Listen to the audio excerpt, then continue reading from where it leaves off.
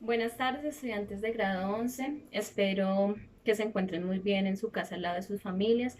Espero que esta experiencia que nos ha traído el virus COVID-19 sea una experiencia de unión familiar, sea una experiencia para repensar muchas cosas en nuestra vida y hacer los cambios que necesitemos hacer. También espero verlos muy pronto en la institución para darle continuidad a nuestro año académico, pero no solo para eso, para fortalecer nuestros lazos de amistad, nuestros lazos académicos y pues finalmente poderlos reencontrar y poderlos volver a ver. Bueno, la idea del día de hoy es poder iniciar con las temáticas de nuestro segundo periodo. Hacemos la aclaración de que es un refuerzo, todo con el fin de ayudarnos a nuestra presentación del examen.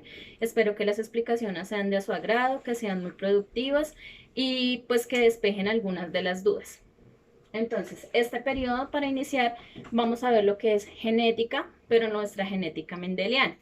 A tener claridad, existen dos tipos de genética. La genética mendeliana, que es la genética tradicional, la genética antigua, la genética de Gregorio Mendel y sus tres leyes, y existe también la genética molecular, que es la tecnificada, la que maneja toda la cuestión de mecánica, de avance, de experimento y que tiene que ver con todo el estudio del ADN y del ARN. En este momento y el día de hoy vamos a dar explicación de conceptos básicos de genética mendeliana para poder tener un avance y abrir un poquito más el panorama.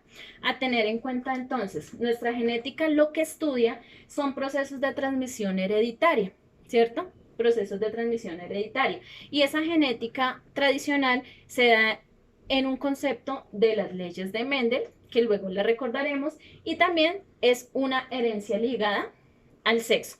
Esa genética de transmisión hereditaria tiene que ver con el estudio de genes y con el estudio de cromosomas. Como ya bien sabemos, los genes son los que empaquetan y guardan toda la información genética, ¿cierto? Y son los que nos dan los caracteres heredados de padres a hijos.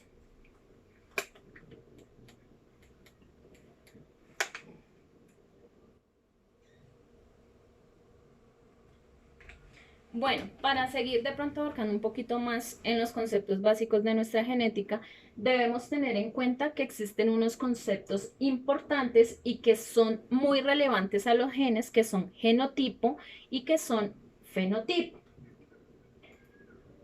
Para dar un poquito más la explicación a eso, los genotipos entonces serían todo el conjunto de genes que se explican o que se expresan en forma de alelos, ¿cierto? Y los fenotipos serían todas las características visibles de la expresión del genotipo. Para hacerlo un poquito más claro, entonces vamos a dar unas explicaciones de lo que serían genotipos y fenotipos. Cuando hablamos de genotipos hablamos de genes y de alelos, y cuando hablamos de fenotipos hablamos de características visibles. Entonces podríamos tener genotipos referidos en alelos que se pueden expresar con dos letras. Es un recorderis que pueden ser de la siguiente manera, ¿cierto? O dominantes o recesivos, o pueden ser dominantes pero heterocigotos. Estos serían nuestros genotipos, la expresión de los alelos pero en letras. Quiere decir que no son de forma visible, sino simplemente tienen que ver con la escritura de la genética. Cuando hablamos de fenotipos, es la expresión visible de lo que nosotros denominamos genotipos. Entonces, si tenemos nuestro genotipo AA, podríamos tener un fenotipo visible para ojos cafés, ¿cierto? Entonces, genotipos son los alelos no visibles y los fenotipos son los alelos que ya son visibles. Para la AA podríamos tener el genotipo AA minúscula y podríamos tener un fenotipo de ojos azules, ¿cierto?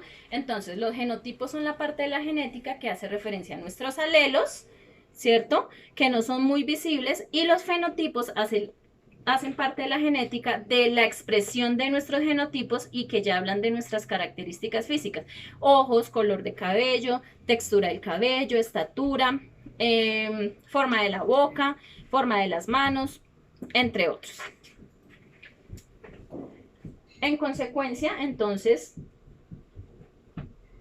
También es muy importante hablar de lo que son los genes o alelos dominantes y recesivos. Para hacer un recorderis, entonces, nuestros genes o alelos dominantes son los que tienen mayor probabilidad de expresión en un pool genético, es decir, que se presentan con muchísima más frecuencia en un pool genético. Y los genes o alelos recesivos son los que se expresan con menos frecuencia, ¿cierto? Porque digamos que su expresión está inhibida por algún fenotipo, por algún genotipo. Entonces, para hablar de genes dominantes, hablamos siempre de que los genes dominantes son los que se expresan con mayor facilidad en una familia, en un pool genético. Ejemplo de genes dominantes, siempre el oscuro domina frente a lo claro. Y dentro de nuestros ejemplos, entonces, podemos tener genotipos o alelos o genes dominantes. Podríamos hablar de color de ojos oscuros, podríamos hablar del cabello rizado frente al liso, podríamos hablar de tez morena versus la tez blanca, podríamos hablar de dominancia en cuanto a la miopía y el astigmatismo es dominante frente a la visión normal, podríamos hablar de genes dominantes, manos con 5 dedos frente a manos que tengan más dedos. Y ejemplos de genes recesivos entonces serían lo contrario, ojos claros, cabello rubio, cabello liso, estaturas altas. Esos son genes recesivos que se presentan con menor frecuencia en un pool genético. Hay que tener en cuenta lo siguiente, existe una tabla de dominancia en nuestro país, en Colombia, ¿cierto? Pero la dominancia y la recesividad tiene que ver con los países donde nos encontremos. No podemos hablar de que en Colombia podemos tener unos genes dominantes que son iguales a los de Estados Unidos, ¿cierto?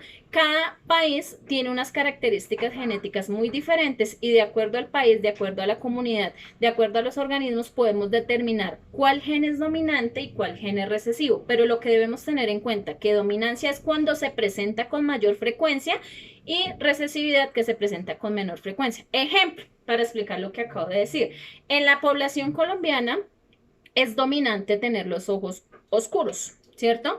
Y vendría siendo recesivo tener los ojos claritos, azules, verdes, grises. Pero existen familias específicas aquí en la misma Colombia donde el gen recesivo a nivel nacional puede ser el gen dominante en esa familia específica. Ejemplo, es un gen recesivo tener los ojos azules, ¿cierto?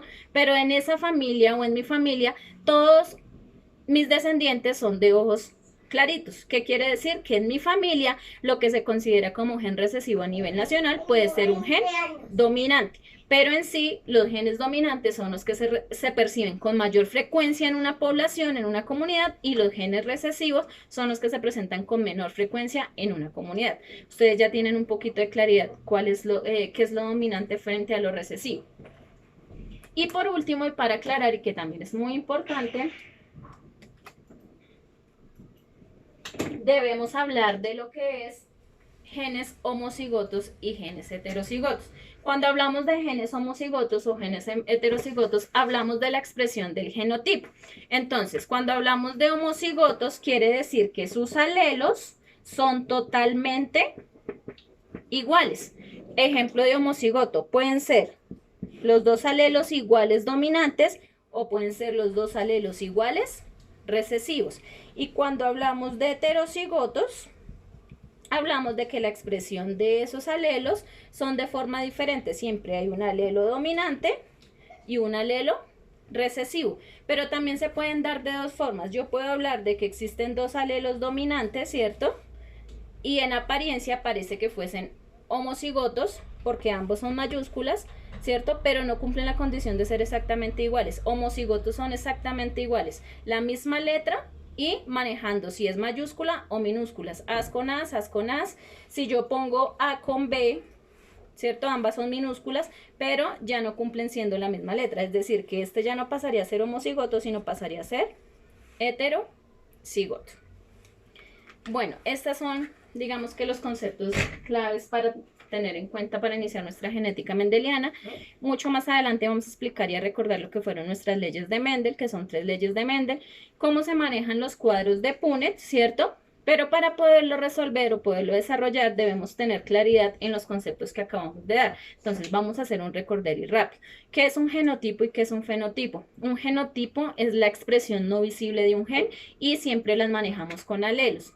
Y para hacer el término más cotidiano, los alelos se especifican por letras o mayúsculas o minúsculas, ¿cierto?